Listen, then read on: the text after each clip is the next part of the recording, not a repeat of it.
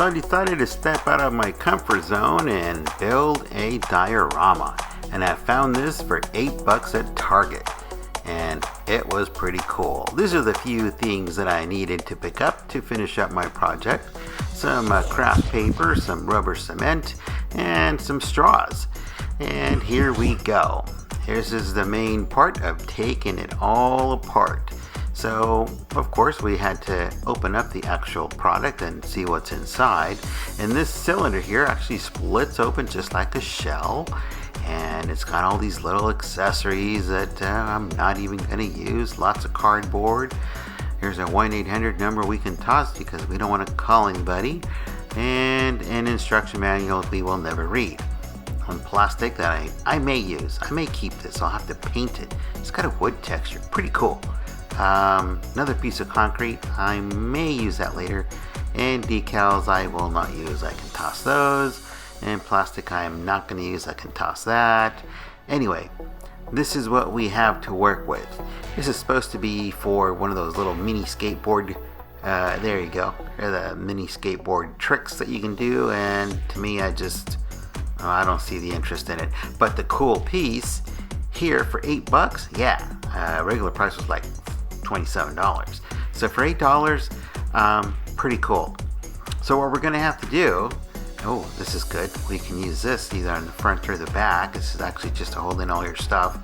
You can use like a bucket to put all your accessories, but we're going to have to cut in the back end. We want to cut off that dome. So we're going to measure out the distance in the back that we want to cut off. So I want to keep that hinge. This goes 6 inches. Yeah, right into the curved area.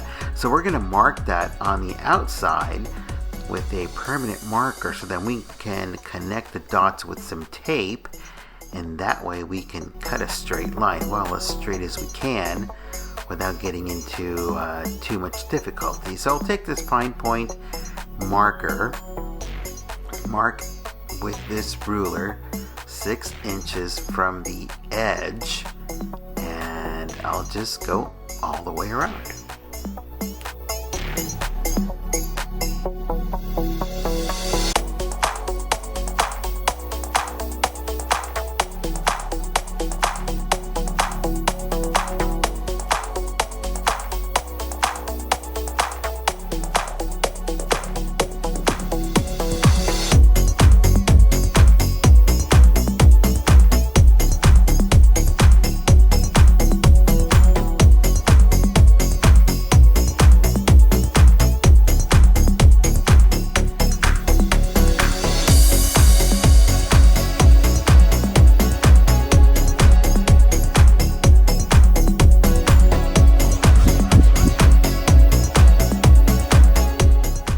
So the next thing is to make that cut with those dots connected, and the easiest way to do this is to cut a straight edge off of this blue tape and connect those blue dots, and that way I can have a nice clean area or edge to follow with my saw so that I can actually get a nice clean cut. So let me get this underway and show you what that is going to look like. And I'll have to go outside to do the cutting with the saw, so that's going to be done off camera. I'll be back and show you the actual final cut product. Now, I've never made a diorama. This is my first time, so the process is that I am learning as I go. I am not going to be finishing off the outside because I'm more interested in actual photos. I really want the interior, and that's what I'm going to photograph. So to me, the exterior is not a priority at the moment. In the future, I may do so and just finish off the exterior with some of that foam that is clearly used for dioramas, but for the moment, for $8, I really couldn't pass it up. So here it is. I've cut it. I've now got to sand off the edge to have a nice clean edge. It turned out pretty cool. This is what it looks like now with a nice hole cut out in the back, and those pegs on the extra half of the shell, I'll use those later. But for now it is time to work on the inside, and I'm gonna have to do some measuring to see how much of this what do you call it, a scrap board or construction paper that I bought is gonna work out. Now this has a brick printed, just like it is on the background that I use primarily for a lot of the shooting that I do. I didn't have access to textured paper, and that's not an issue because on camera you really can't tell that it's embossed or not, or textured. It's just printed. The texturing I will do later on, and you'll see how I did that with each individual brick. But for now, I just need to cut what I need to fill in the inside. And it's 6 inches, and it's roughly going to be probably another 4 inches because I'm working on a half at a time. And then I'm going to have to glue this in with that rubber cement because this does not have a sticky back. It's just plain paper. So this craft paper is going to work out really well for this project. I ended up using only one sheet. This is a 12 by 12 sheet, and it's only 50 cents. So it's not a big expense. So right now I'm only into this project a few bucks. The straws were a little more expensive. I should have bought paper straws. I bought metal, but anyway, that's not here or there. I'm still not very much into this project. The most expensive part on this project is going to be the LEDs, but those I've already had from a prior purchase, so I didn't have to go out and purchase anything extra to put into this unit. Right now, the most difficult part, or the trickiest part, is making those cuts along those plastic edges where that those bars or that grate is gonna fill in or sit into, because I still want to use it. I just don't want it to be an empty space. But you can already see how much this craft paper just changes the look on the walls of this cylinder or this tunnel. So you can see the floor here. It's got that spillway on the right hand side. We want to paint that black. We'll get to that later. But you see these edges here? I'm going to have to use a knife to cut the craft paper to be able to bend it and come around those areas. Later on, I'll take care of those, maybe painting those black. But if it doesn't bother me, I'm just going to leave it the way it is. This is my first time, so I'm not going to go into too in depth of wanting to be perfect, because I did buy a second one. For $8, I bought 2. And then I can go all out on the other one. So this is my trial run on this one. Now, here we go. The initial purpose of placing the glue tape at the bottom was to give me a straight edge to follow, to even out or have the bricks, the pattern level on each side. I didn't want it to look, wonky off center.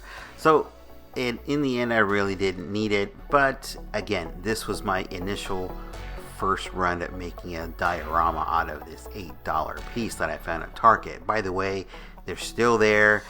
Maybe by the time you see this video, they may not, but if they are, I do recommend you pick up this unit to make something small. Now, it's not going to fit the 7-inch figures from McFarlane. They're just way too big. But for things like Marvel Legends or maybe your Ninja Turtles, this will turn out really well, and it looks pretty cool once it's lit properly. And if you're into lighting, into your action figure photography, then this is going to be an easy unit to put together.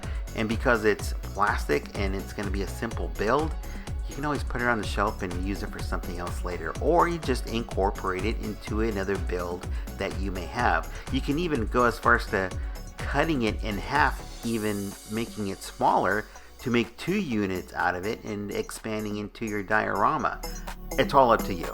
Now I'm going to attach this craft paper with some rubber cement, and I'm going to do it in portions because again, I've got to cut through these different hard edges. So I can only glue in the bottom or the top. You have to make a choice, and then you can work your way either down or up. Here I'm going to start where I'm adding most of my glue, and that was the wrong thing to do, to glue down the whole thing, because the glue dried. It just it wasn't sticky enough. So I started at the bottom, and then I just worked my way up. And you can just decide how you want to do it. Again, you're going to have to press it in there. Now on the edge, on the far left, where it starts that curvature, I did have to take a blade and cut into each individual pattern of the bricks so that I can fold and glue down correctly. Now, I've already done this for video, of course, and I've sped up the process, and here is the entire unit completely covered. I think it looks pretty cool. Now for this to work, especially on this very, very tiny thin edge, you gotta have a nice sharp blade. And don't pull on the blade. You're gonna have to use it like a saw. Very gently cut through. Now here I did the cutting on each one of the lines on the pattern of the bricks, and that's only so they can actually fold down correctly and it doesn't buckle. If it does buckle on you, make another cut, and that way that one brick, that one piece can sit down correctly. This would look pretty cool if it was like this, but it just takes up too much space. I won't be doing that. I'm only holding it here so it doesn't roll out. In any case, this is what it would look like with a 5-inch figure. It's perfect for 5-inch. 6-inch barely gets by, but 7, it's just not gonna happen. But it looks pretty cool so far. So now we're gonna do a little bit of painting, and we want to add color just to certain areas to make it look that much more believable. In this case, on the straws that I cut, I want those to be the pipes, but I want them to look worn and weathered. So I'm adding color. I've painted them in an olive green, and now I'm just adding some rust spots and some dirt areas, and it's just gonna have a weathered look. So the olive green is a tester's paint because it is a metal straw. Now the texturing I'm adding with the sponge, and that is craft paint. I'm using the E6000 glue to put these in, and once again you apply it either directly or with an applicator. It will dry clear, and it will dry to this very fine very well because it's an actual paper. It's not gluing onto the plastic, so it's not going to melt any plastic, and that's it. Once it's sticky, it holds on tight, and it's just in that crevice where the hinge comes in, and I'll do that on both sides. And I just want to make sure it closes, make sure it's nice and tight. Now I ended up finding that it does not close properly with that grate in the back. It's got to be in the front, so I ended up having to cut the edges off of the metal grate, or it's supposed to be metal, it's plastic, and then it just closes that much better. So glue your other pipe onto the other side. It's up to you if you want to have more than one. I just chose one just because it is a small diorama. It doesn't have a lot of space to do a lot of detail work, and you end up losing the actual focus of what you're going to put on the center, which is going to be your action figure or anything else. And I did do some other detailing to the walls, but we'll get to that in just a moment. Now, so far, it doesn't have any lights, but as a benefit, it does have these mold divots that are in here, and that's going to be to my benefit to add some light. So I'm just going to measure out between those, figure out where I want my Lego lights to be added into, and that's what I'm going to use. I'm going to use some Lego lights from extra little pieces that I have from a Lego build, and I'm just going to pop them in there. It's going to look industrial because this is an industrial kind of a diorama. So these little tiny LEDs are already pre-built. I've already drilled a hole big enough for the connector to go through, and then this is our LED right there, and I'm going to glue it into this tiny little leftover Lego cap for a light. And I'm just going to thread it through and glue this one directly to the ceiling. And the others, I will do the same, but I will use an extension from another Lego piece so that it looks a little bit more industrial, and those are going to be in the yellow. Now the yellow ones I'm going to have connected to a board that is going to change the dynamics of it, well, the white one as well. And I'm going to hook everything up to a Multieffects board. The Multieffects board will allow us to either make it blink or pulse like this, or just flash repeatedly. I personally like the pulse effect. It looks a little bit more realistic for this purpose. So this is what it looks like once they're already set in there. Got a fourth one because this one has outlets for 4 lights, and there we go. It looks pretty slick. Now this is the Multi-Effects board. Like I said, it does those effects that I mentioned earlier. I'm gonna glue these down with these little sticky pads and off to the hinged side, on the top of the hinged side, and then I have the other boards right next to it.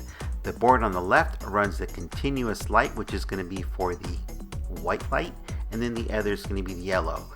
Now I did change that in the very end off video, but for right now this is what you're seeing, everything sucked up to the same board. This is one of the effects, the fast blinking, the continuous pulse like this, and then we have the quicker pulse, and you can change that that speed because it has a potentiometer on the control board, so you can turn up the pulse or turn it down, the blinking, etc. There's a lot of play value in this once it's done. It's pretty slick and actually pretty bright.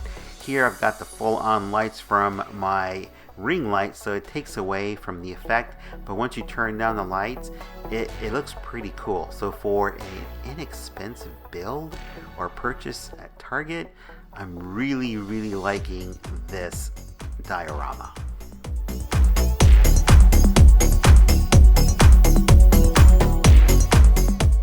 Turn out the lights and show you what that looks like with the effects, so you have the full idea of what it would look like.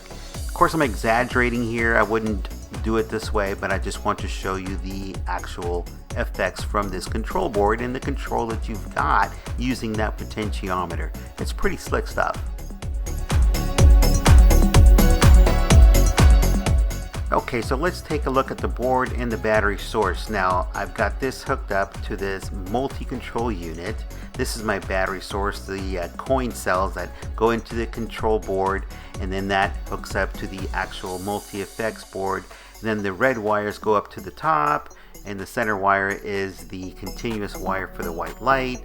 And you've got your selector switch there, and I did hook up a third board, but in essence I really didn't need it, so I took it off later on. Now we're gonna work on this supposedly metal grate. I'm gonna weather it by using some Liquitex ink. This is not paint, this is ink. What I like about the ink is that it actually stains the plastic. Of course, it'll stain your hands as well too. So once you apply it, it tends to bead up, but on the second pass that you go over it, I'm using a sponge, the plastic takes on the ink and it actually soaks it in. It will not wash off and it's not going to rub off, which makes it that much more durable. In the end, of course, you would have to spray it down so that you can either keep a matte finish or a glossy finish depending on what you want to end up with. But you can see the change of it already coming together. This looks really good.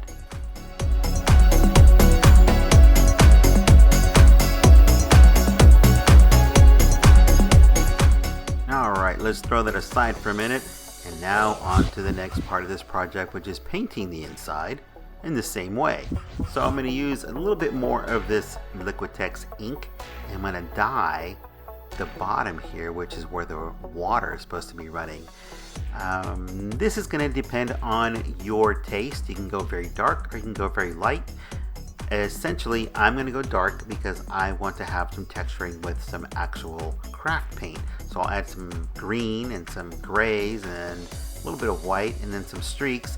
And you'll see that in the process. I'll let you watch the video.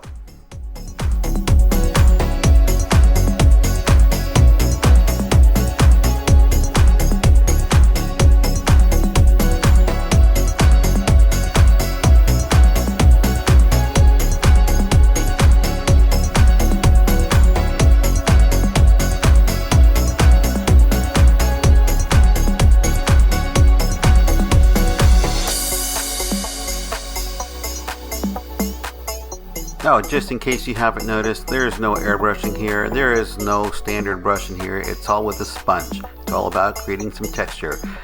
So it's going to be a simple project for anybody who has access to a sponge. It's very simple to do. you can watch the rest of the video. It's all about tapping and texturing, maybe pulling the sponge along the edge and causing a few streaks. Anything to make it your own. This is all about being creative.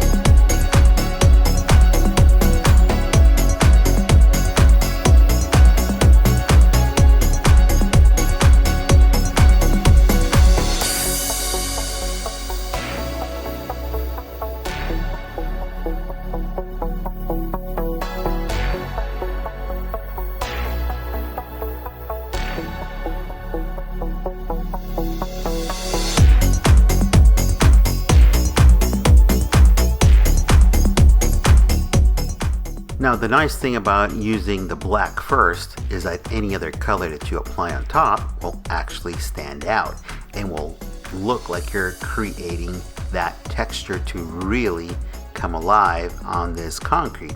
And so again, you can use the colors that you have, or you can acquire colors or mix colors.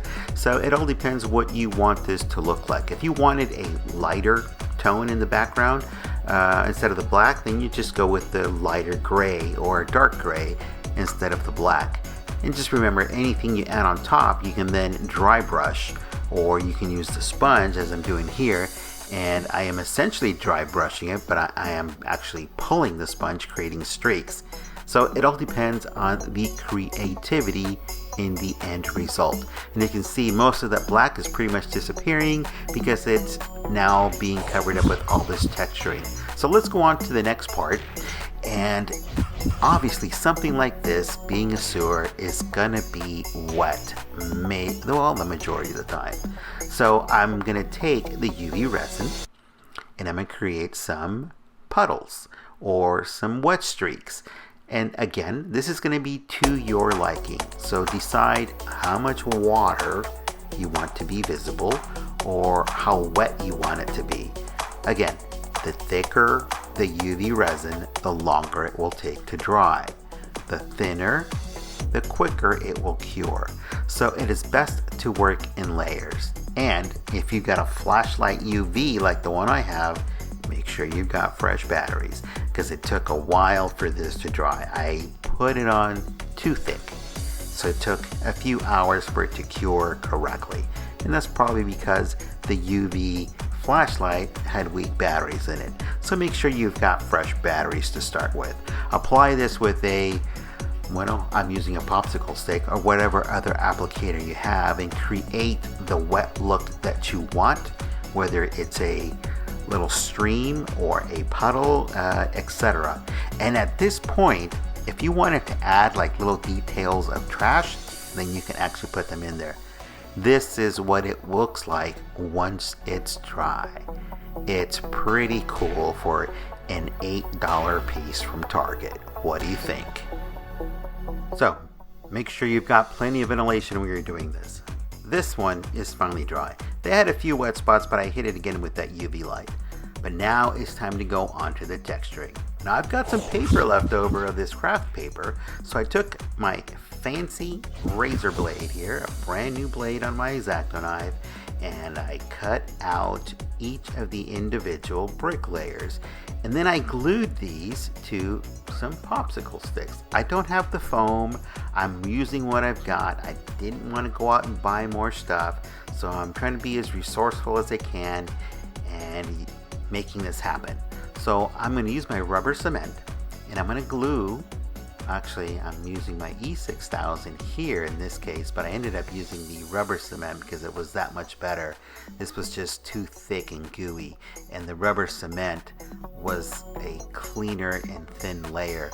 I ended up using that, and anyway, I glued the strips to the popsicle sticks, let it dry, folded it around the edges, and then I cut each of the individual bricks out with a saw.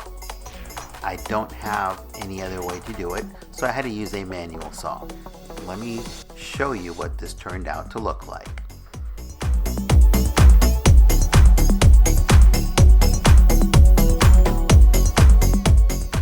Now, I could have used balsa wood. I didn't have it for this. I just used popsicle sticks because they were the cheapest. If you've got foam, EVA foam, great. Use that instead. It's easier to cut. But once you've got your individual pieces cut, then you want to find out where you want to place them to create a 3D effect.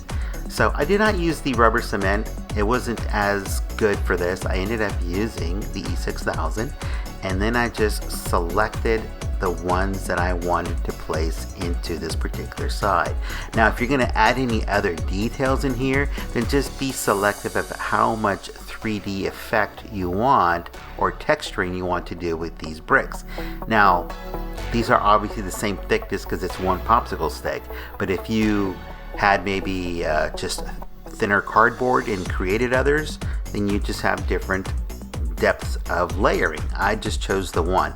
So I chose the pieces or the portions on the board, on the wall, that best matched the bricks that I had in hand, so that I would have the approximate size and somewhat of the same color and texture, so that it wouldn't change it too much and throw it off. And I also had in mind other details I wanted to add there because I want to have some posters or boards. So I just had to be careful where I placed it. And it also, if you can see the edges where that grate is going to fall into, well, I couldn't place anything in there. So I was limited to maybe 5 or 6 pieces per side. And for the top, which is the ceiling, then I just cut a few more and I filled that in.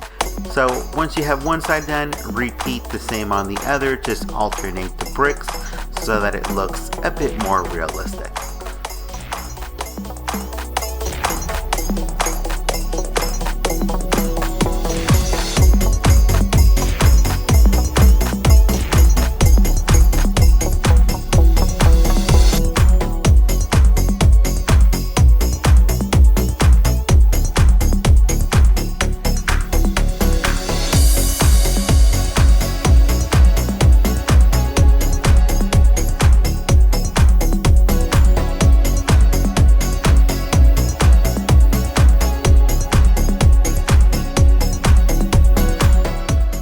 And there you go. It looks pretty slick.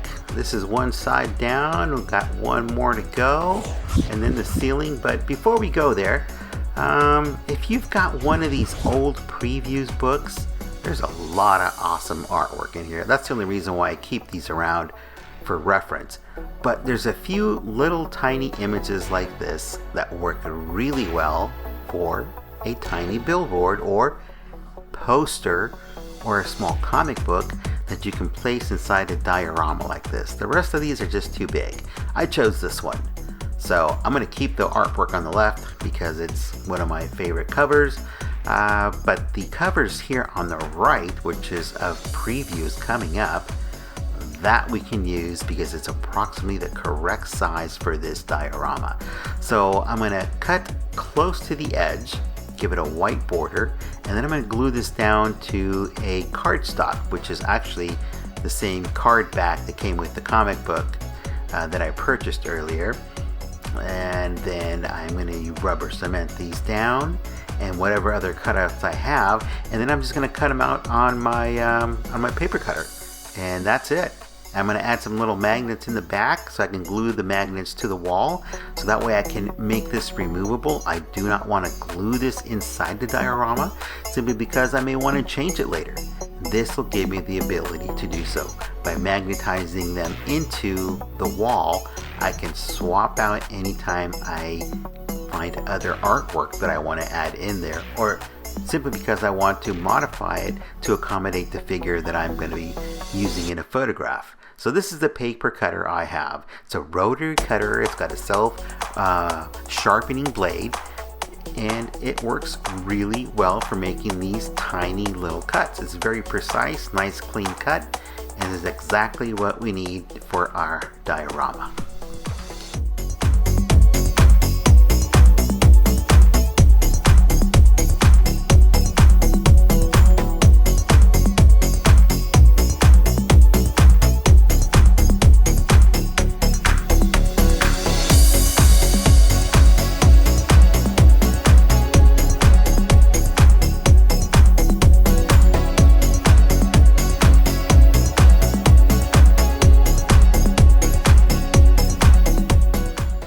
So we have all of our little boards cut out, our little posters, and I ended up putting some tiny little earth magnets on the back, as you'll see in the next clip. And these are very tiny, but they're very strong. I ended up putting some in the center of the board. They turned out being best placed at the top to easily remove and place in different segments. So this is what it looks like when it's finished. I did not finish the outside because I'm not interested in the outside. I'm interested in the inside for my photography. I'm going to leave you with some video so that you can enjoy the rest of the segment of how it looks finished. And of course, you can decide how you want to finish yours. In the meantime, share the video, give some likes, ask some questions, and of course, keep customizing. And don't forget to subscribe.